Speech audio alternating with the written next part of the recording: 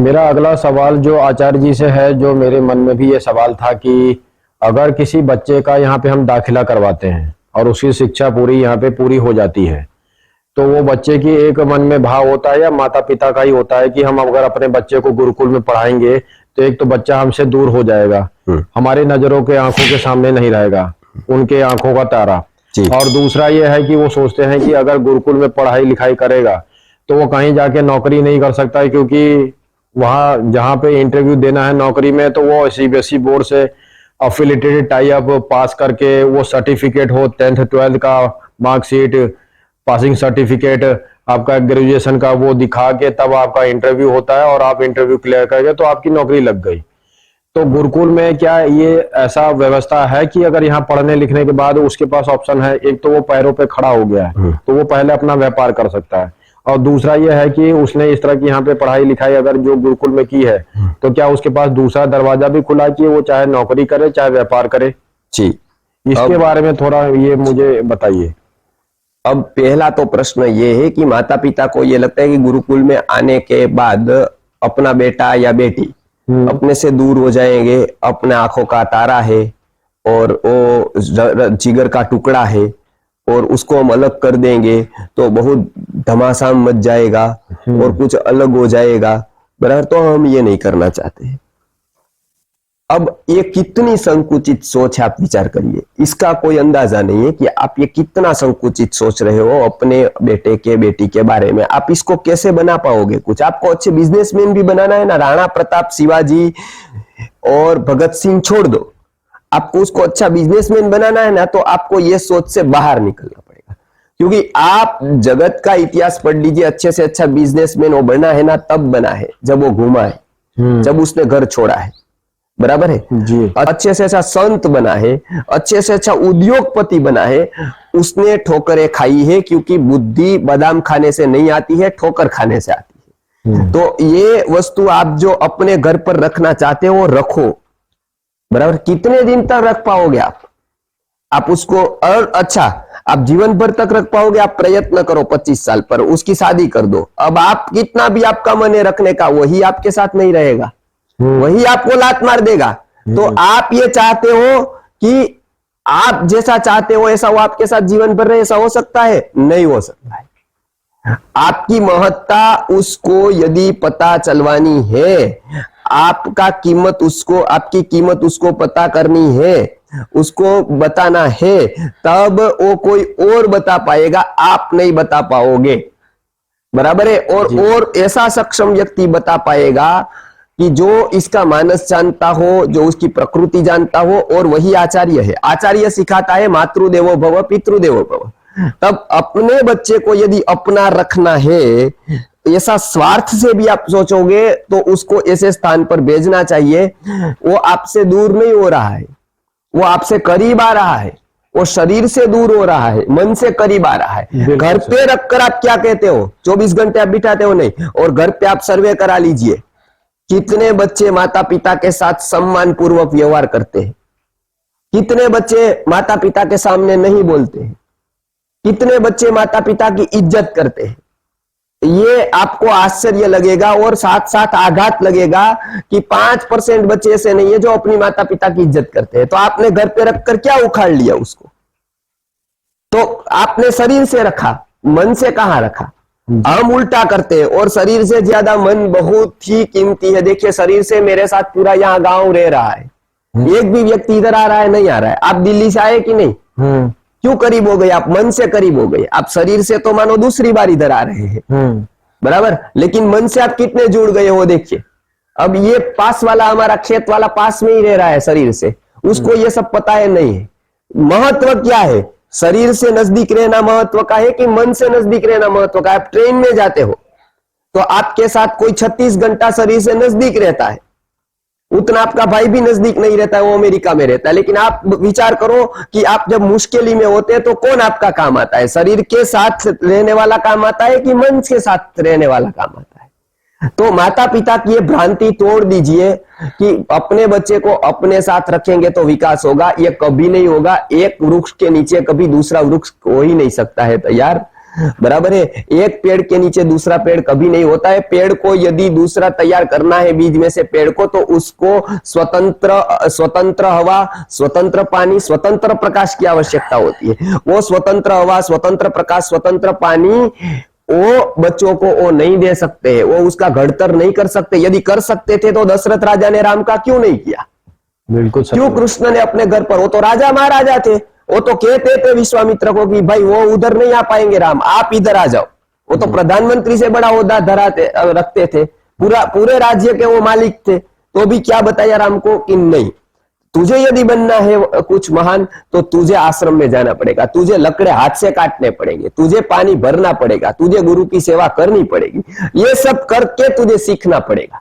तेरे लिए फूलों की बिछाई हुई कहीं पर भी शाल नहीं है, फूले की बिछाई हुई सेज कहीं पर भी नहीं है, और आप उसको फूलों की सेज बिछा कर दे सकते हो। जगत थोड़ा देगा, जगत तो उसके लिए कांटा बिछा कर तैयार है। वो कांटे पर चलने के लिए मजबूत पेड़ आपको तैयार करना है, और आप उसके फूल ही फूल देते होंगे, एक कांटा लगा कि वो सुसाइड कर लेगा। एक लड़की ने मना किया कि नहीं मैं तुझे प्यार नहीं करती हूं, उसने सीधा जंप लगाकर डैम में या फिर समुद्र में कूद गया। ऐसी कितनी घटनाएं आती है, और जगत इसके साथ क्या क्या विपरीत व्यवहार नहीं करेगा। आपको पहले से ही उसको इतना स्ट्रोंग बना देना है कि उसको पर्वत की चोटी पर रखो, समुद्र की खाई में खोदो, वो हमेशा बोलता रहे कि मैं लड़ूंगा और मैं जीतूंगा। भगवत गीता का ये उपदेश ही है, और ये गुरुकुल में प्रथम दिन से सिखाया जाता है कि आप दुर्बल नहीं हो, आप किसी के अधीन नहीं हो, आप जीवन की लड़ाई में जीत सकते हो। इतनी आत्मशक्ति, इतनी ताकत आपके पास है। बस गुरुकुल शिक्षा व्यवस्था का यही महत्व है, और माता पिता को यह पहले दिन से समझ देना चाहिए कि मैं अपने बच्चे को दूर नहीं कर रहा हूं, मैं अपने बच्चे को और आत्मा के करीब ला रहा हूं। इधर पढ़ाकर हम बच्चों को यहां संन्यास दे देते, पूरे टाइम यहां रख देते, तब तो बात सही थी आपकी, लेकिन 7 साल के बाद हम उसको सम्मान फिर यहां से भेजते हैं। एक सर्टिफिकेट यहां संस्कृति आर्य गुरुकुलम का देते हैं, और यह संस्कृति आर्य गुरुकुलम के सर्टिफिकेट की कीमत कदाचित सब लोग नहीं समझते, लेकिन इतने तो लोग हैं कि ये इस सर्टिफिकेट का वैल्यू करते हैं। वो अपनी कंपनी में, बड़ी बड़ी कंपनियों में जब ये देखते हैं कि ये गुरुकुल का विद्यार्थी है, उसको प्रथम प्रायोरिटी आज के दिन भी देते। गुजरात के जितने इंडस्ट्रियलिस्ट है उसमें बड़े भाग के इंडस्ट्रियलिस्ट देखते हैं कि ये MBA है, ये डबल MBA है, ये MCA है, ये IT का है, वो एक्सपर्ट हो सकता है, लेकिन साथ साथ ये भी शक्यता है कि वो मुझे धोखा भी दे सकता है। और ये गुरुकुल का विद्यार्थी है वो कदाचित इतना एक्सपर्ट नहीं होगा, लेकिन एक बात में वो श्योर है कि गुरुकुल का विद्यार्थी कभी उसको धोखा नहीं दे सकता है। और आज प्रधानमंत्री को भी जरूरत जिसकी है ना, वो ऐसे व्यक्ति की है कि वो जिसको धोखा न दे। धोखा देने वाले IAS IPS हमने देखे हैं, धोखा देने वाले कमिश्नर देखे, धोखा देने वाले नेता देखे हैं, धोखा देने वाले शिक्षक देखे हैं। आज जो कीमत किसकी है आप विचार करो, आपको कैसी पत्नी की कद्र है, जो MBA MC है या पढ़ी लिखी IT फील्ड की है, या डॉक्टर है, इंजीनियर है, उसकी है, या आपको धोखा न दे इसकी है। तो जीवन का जो शिक्षण है ना वो ये गुरुकुल देता है, और ये सर्टिफिकेट भी देता है अपना। उसको NIOS में एग्जाम भी दिलवा कर हम आगे बढ़ाने का प्रयत्न करते हैं। लेकिन सबसे जो महत्वपूर्ण लोग आज देखते हैं, इंडस्ट्रियलिस्ट देखते हैं। मैं भी यदि होता इंडस्ट्रियलिस्ट, या मैं मानो कि मेरी भी एक कंपनी है, तब मैं जिसको रखता हूं ना, तब मैं ये सोचता हूं कि सबसे पहले आदमी कैसा है वो, बराबर है। वो यदि अच्छा है तो उसका वो सब कुछ उसकी बाद में कीमत है। वो IT का है, वो डॉक्टर है, इंजीनियर, वो बाद की कीमत है। पहले उसके पास एक है तो शून्य की कीमत है। यदि एक ही नहीं है आपके पास, मनुष्य ही नहीं है आप, तो जीरो की क्या कीमत है? आप 50 जीरो लगा दीजिए, बराबर। तो सब, और ये मैं नहीं कह रहा हूं, गूगल जैसी कंपनी आज जो एक टॉप 50 में या टॉप 20 में वो कंपनी आती है गूगल, हम रोज इसका उपयोग कर रहे हैं, जो सबसे हमारे नजदीक बन गई है। वो कंपनी ने अभी क्या लिखा है, वो बताते हैं कि हम अभी डिग्री को नहीं देखेंगे। ये सत्य उसको अभी पता चला है, जो ऋषि मुनियों को हजारों साल पहले पता चल गया था। वो जाकर क्या कह रहे हैं, उनका डेटा आप पढ़िए, वो बता रहे कि हम अब स्किल देखेंगे, अब हम डिग्री कम देखेंगे। लिखा है कि नहीं लिखा है उन्होंने, और वो आया है कि नहीं सर्वे में। तो हम यहां पर उसको स्किल ओरिएंटेड एजुकेशन देते हैं, और डिग्री तो उसको आपने बताया ऐसे NIOS बोर्ड में मिल जाती है और जगह से मिल जाती है, वो हम प्रयत्न करते हैं कि वो डिग्री भी ले, लेकिन स्किल पहले डेवलप करे बाद में डिग्री ले। आज आपको आश्चर्य लगेगा, आप डेटा में पढ़ लीजिए, 70% से ज्यादा इंजीनियरों के पास प्रैक्टिकल नॉलेज नहीं है। वो नौकरी में लगते तब मशीन सीखते हैं, कॉलेज में मशीन नहीं सीखते हैं, बराबर है जी। और 50% से ज्यादा अकाउंट को GST का पता नहीं, ठीक है, GST की कैलकुलेशन नहीं आती है। बीकॉम किया हो, एमकॉम किया हो, उसको पूछ लीजिए कि GST की कैलकुलेशन आती है, क्योंकि तब GST नहीं था। अब ऐसी तो 50 बातें बाद में ऐड होगी, बराबर है, तो आपका क्या काम आएगा। और आज भी सबसे अच्छा GST का कैलकुलेशन वो स्किल वाला कर सकता है, क्योंकि डिग्री तो उसने ले ली तब GST नहीं था, और GST जैसी 50 चीजें भी आएगी तब आपकी स्किल काम करेगी। तो ये स्किल है और फॉरएवर है, डिग्री है टेम्पररी है। डिग्री आपको एंट्री दिलवाती है किसी कंपनी में, किसी ऑर्गेनाइजेशन में, लेकिन उसके बाद टिकना है, प्रमोशन लेना है, आगे बढ़ना है, वो कौन करेगा, वो डिग्री नहीं काम है, बराबर, वो किसका काम आता है, स्किल का। तो ये स्किल ओरिएंटेड एजुकेशन हम देते हैं यहाँ पर। अगला सवाल मेरा आचार्य जी से है कि एक माता पिता जब गुरुकुल में दाखिला कराते हैं अपने बच्चे का, तो वो ये जानना चाहते हैं कि पूरे 12 महीने में, एक साल में 365 दिन में हमारा बच्चा कितनी बार घर पर आ सकता है, मतलब माता पिता के घर पास वापस आ सकता है, कितनी बार जा सकता है माता पिता के पास, और कितने दिन के लिए जा सकता है, मैक्सिमम कितना दिन के लिए वो यहाँ से छुट्टी गुरुकुल से मिल सकती है, यही मेरा सवाल है जी। अब देखिए, कोई बच्चा इधर पढ़ने के लिए आता है तो ऐसा तो कोई जरूरी नहीं कि वो इधर कंटाल जाता है या ऐसा कुछ उसको स्ट्रेस आता है या इसके लिए उसको छुट्टी चाहिए। हमको भोजन से छुट्टी नहीं चाहिए, हमको नींद से छुट्टी नहीं चाहिए, हमको कोई खेल से छुट्टी नहीं चाहिए, क्योंकि ये सब हमारे जीवन से जुड़े हुए हैं। जी, बराबर। तो ये शिक्षण ऐसा नहीं है, वो शिक्षण तो जीवन से विमुख है, इसलिए छुट्टी चाहिए, वो स्ट्रेस देता है। ये जीवन से जुड़ा है, बराबर है, तो वो सहज है, बराबर। आप छुट्टी में आए तो आज आपकी छुट्टी है कि नहीं है? ऑफिस में छुट्टी है, काम से छुट्टी है, नहीं है। उल्टा आप आज ज्यादा काम करेंगे, क्योंकि आपको ये काम वीडियो उतारना, इंटरव्यू लेना अच्छा लगता है, और ये काम आप 24 दिन 300 दिन कर सकते हैं, 365 दिन कर सकते हैं। तो शिक्षण ऐसा नहीं है कि उसमें कोई छुट्टी हो, वही सच्चा शिक्षण है।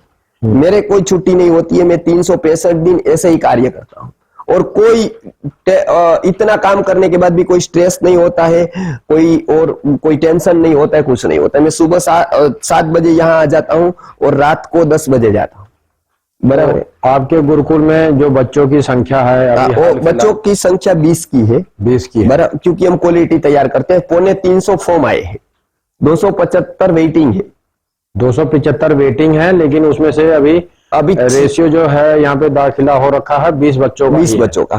तो अगले क्वालिटी बच्चों का यहाँ पे दाखिला हो रखा है। हर साल 20 को लेंगे, तो ये छोटा गुरुकुल हमारा है, तो यहाँ 25 की कैपेसिटी है। अगला गुरुकुल जो होगा, अभी हम अगले साल दूसरे गुरुकुल पर जाएंगे, वहां 100 विद्यार्थी की कैपेसिटी होगी। तो वो गुरुकुल आपकी कहाँ पे, किस जगह पे, क्षेत्र में? यहाँ पर 6 महीने के बाद खीरसरा करके एक गांव है आगे, खीरसरा पैलेस करके गांव है, वहां पे खीरसरा गांव है, उसमें एक स्थान है खीरसरा पैलेस। अगला सवाल आचार्य जी से है कि जब माता पिता अपने बच्चे को स्कूल में दाखिला दिलवाते हैं, तो उनकी ये एक मन में प्रश्न होता है कि हमारा बच्चा कितनी बार साल में घर वापस आ सकता है हमसे मिलने के लिए, और अगर आ सकता है तो कितनी बार और कितने दिनों के लिए, मैक्सिमम कितने दिनों के लिए? दीपावली और गर्मी, ये 2 वेकेशन यहाँ पर होते हैं। दीपावली पर 15 दिन का, और गर्मियों में 1.5 से 2 महीने का।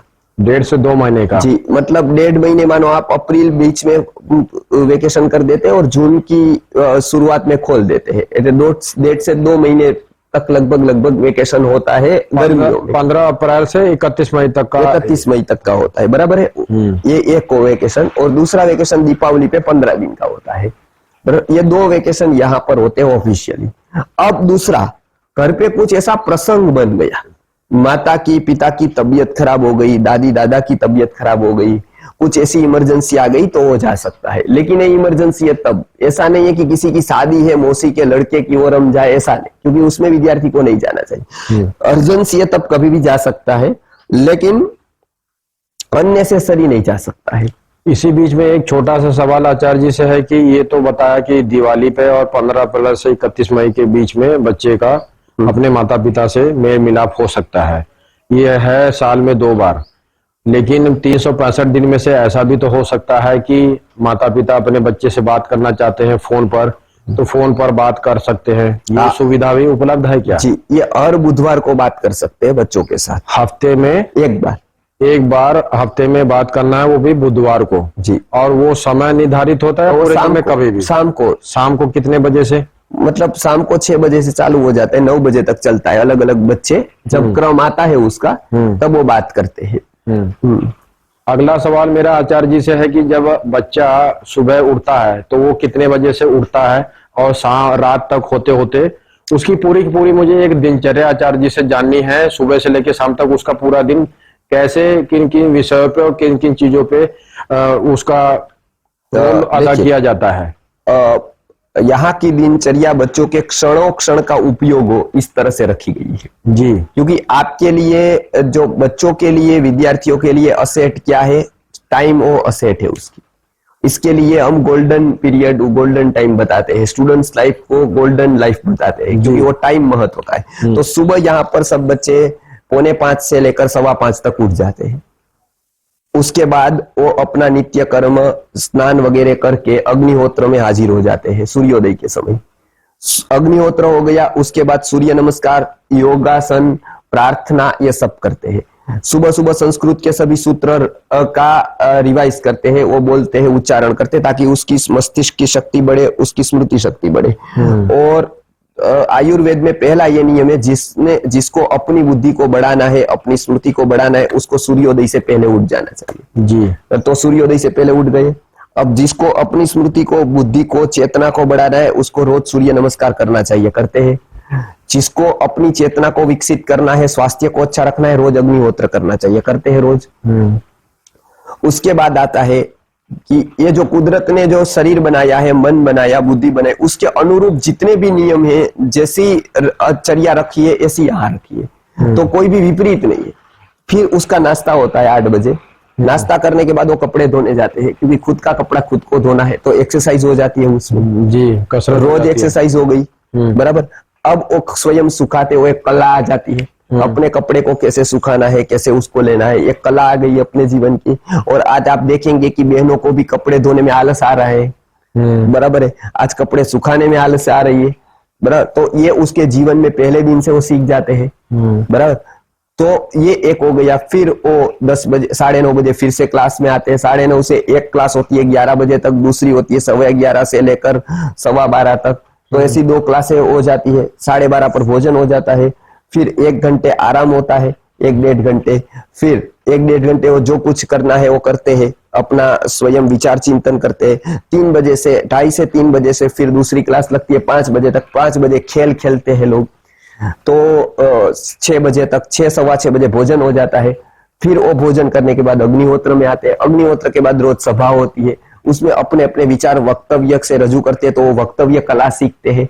अब आप विचार करिए कि घर पे क्या ऐसा संभव हो सकता है? अच्छा, टीवी से, वीडियो से, मीडिया से, मोबाइल से वो दूर रहते हैं। इसके लिए कोई गलत संस्कार उसमें जाता नहीं है, बराबर है। तो ये पूरा वातावरण उसके चेतना को, मन को, बुद्धि को विकसित करने के लिए है। तो इसकी दिनचर्या आप लिख लीजिए कि ब्रह्मांड की सबसे आदर्श दिनचर्या ये है, बराबर है। तो ये दिनचर्या इधर पालन कराते हैं तो उसके 5 कोश का विकास होता है, केवल शरीर का नहीं, प्राण का, मन का, बुद्धि का, सबका विकास होता है।